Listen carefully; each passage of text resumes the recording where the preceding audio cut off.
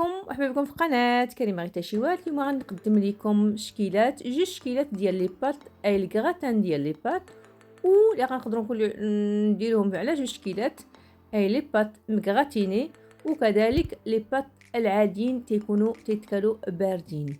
اي بالنسبه للمكونات نحتاج لي بات طيبين، نحتاج كذلك الكاشير محكوك، الفرماج محكوك، لي زيب السبانخ مطهيه، شويه د البزار، شويه د الملحه، كنحتاجو شويه د الحليب والكريمه الثقيله. التحضير تنحضرهم في نفس الوقت.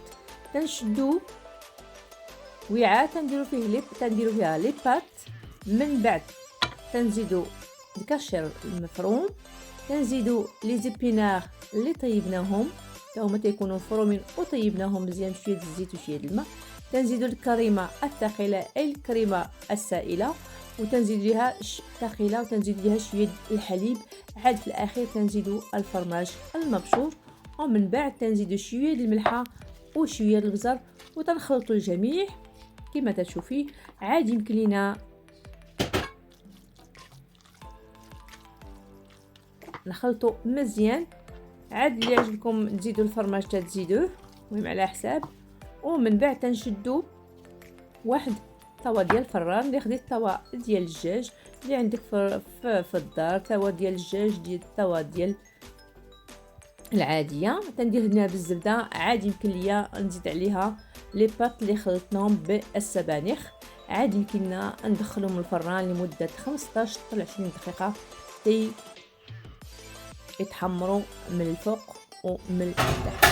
اذا نخليكم ها هما ملي خرجناهم من الفران حصلنا على هذا الكغاتان، اي كيجي فعلا لذيذ لحقاش السبانخ مع لي بات يجيو مزيانين. عاد يمكن لينا نحطوهم في صحن ونزينوهم مزيان على هذا الشكل، وفي الاخير تنحصلوا على لي غراتان ديال لي بات اللي تيجيو ساهلين، اي وحده تقدر ديرهم في المنزل ديالها.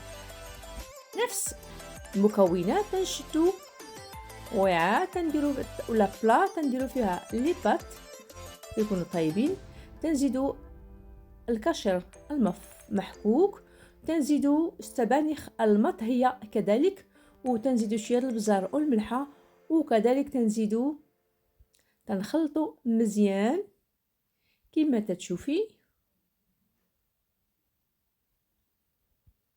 عاد يمكن لك تقدري تقدميهم تيكونوا طبيعيين ما فيهم والو، اي تيكونوا بدون كريمه. مهم اليوم كما تشوفي عاد يمكن لك تزيني الصحن وتحطيهم بجناب باش يمكن لنا نحصلوا على لي بات الطبيعيين بالسبانخ الطبيعيه. اذا ما بقى لي نقول لكم غير بالصحه والراحه بهاد الوصفه ديال اليوم السهله والسريعه والاقتصاديه اللي وصفات كريمه غيتا الشهيوات.